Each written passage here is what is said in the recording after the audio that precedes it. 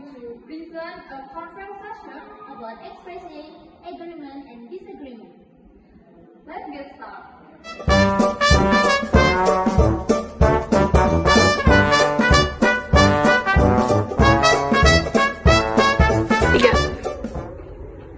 Good morning, Priyangi. Good morning, Nipani. Priyangi, I would like to discuss last month's financial report. I found some items that need to be revised, such as business travel expense and administrative costs.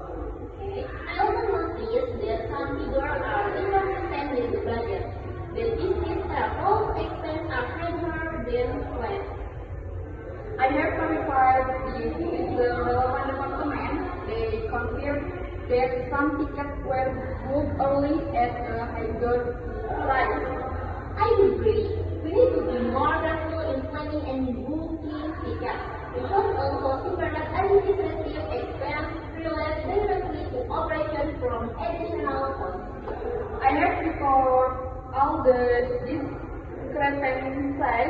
I will draft the revised report and send it to you for review. Once I review it, we need to realize the company's profitability and liquidity ratios. We can include the analysis in the final report.